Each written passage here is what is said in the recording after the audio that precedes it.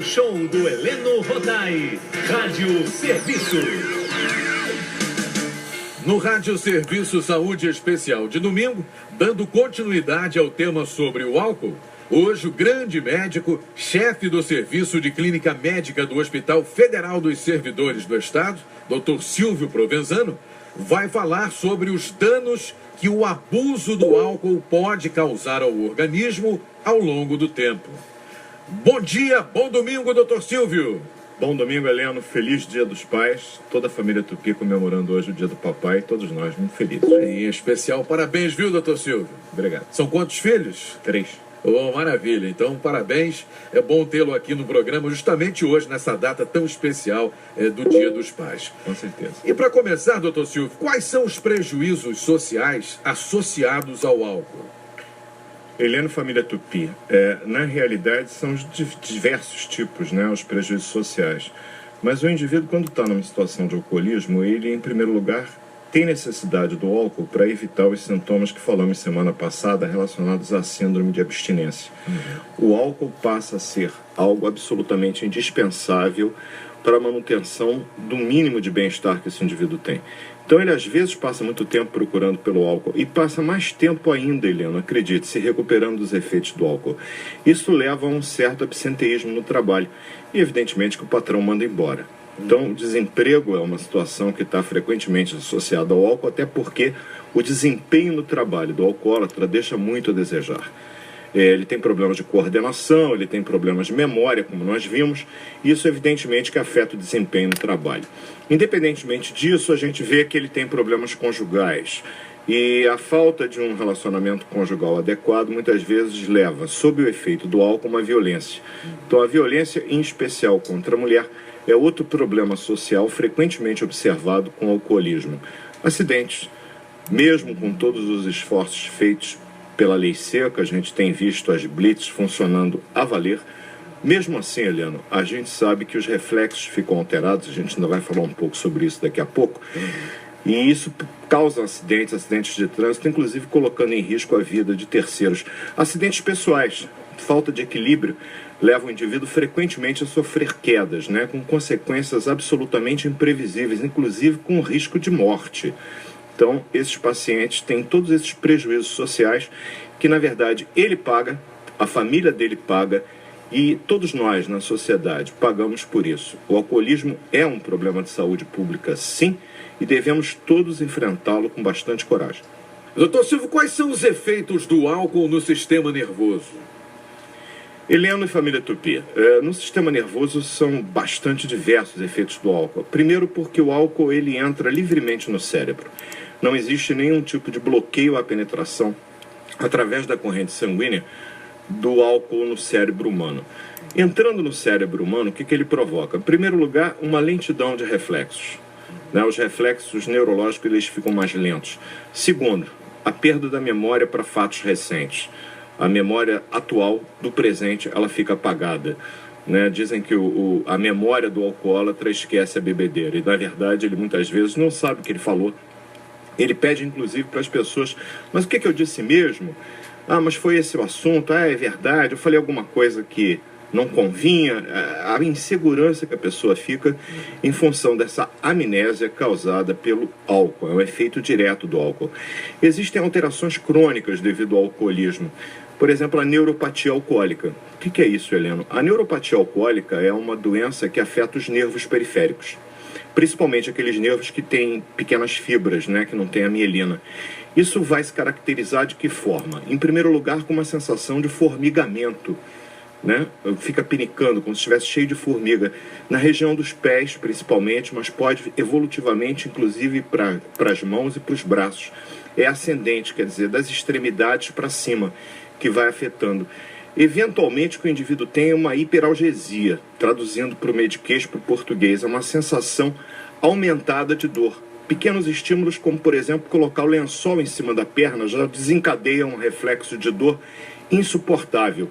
E isso vai levar, muitas vezes, ao aparecimento de feridas, de traumatismos, podendo levar a complicações seríssimas nas pernas desses indivíduos.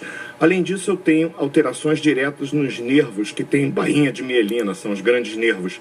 Isso altera diretamente o equilíbrio, por exemplo. O que tem que ser diferenciado, e esse é um papel específico do neurologista, da lesão cerebelar causada pelo álcool, que também afeta o equilíbrio. E a perda do equilíbrio, Eliano, leva as pessoas a quedas, a incoordenação motora, com acidentes muitas vezes graves, conforme eu disse. Dr. Silvio Provenzano, como o efeito do álcool pode prejudicar o trato digestório?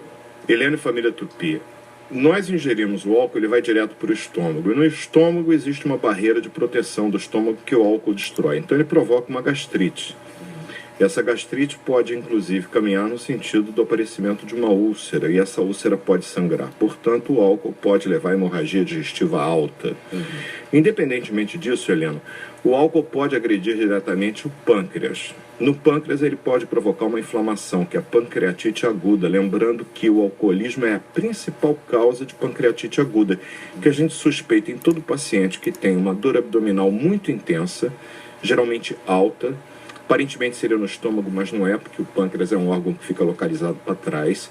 E essa dor se irradia devido às inervações do pâncreas nas costas. Vem acompanhado de enjoo e vômito. Como o indivíduo não para de beber, mesmo com esses episódios, Helena, a pancreatite aguda, com episódios sucessivos, vai se transformar na pancreatite crônica.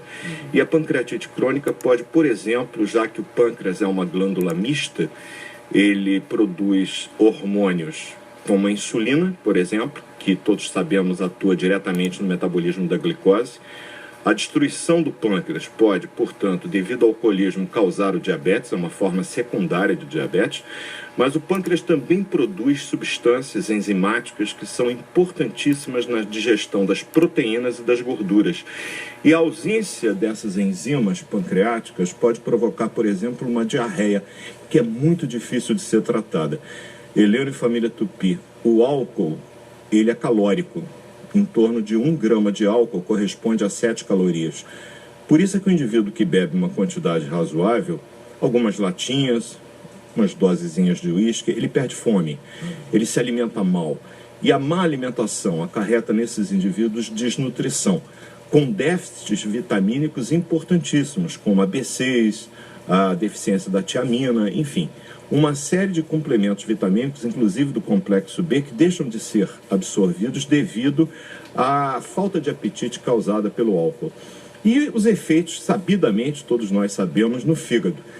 O que no fígado o álcool provoca?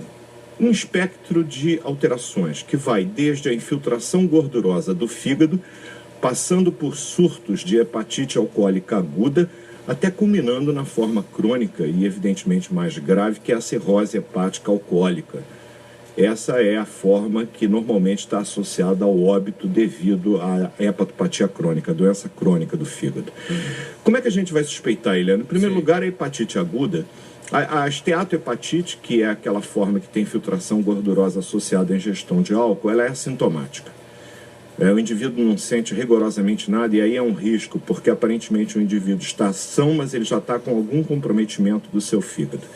Na forma que se segue a hepatite aguda, ele tem um quadro com febre baixa, ele fica ictérico, que é a coloração amarelada das mucosas da pele.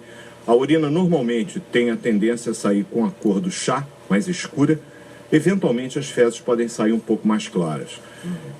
Esses quadros se repetindo, o fígado é um órgão que tem uma capacidade regenerativa imensa, ou seja, a destruição causada pelo álcool não impede que haja a recuperação das células hepáticas. Acontece que em determinado momento isso vai provocar uma série de alterações na arquitetura do fígado, provocando distorção que leva à perda da função hepática e ao aparecimento de um aumento na pressão porta.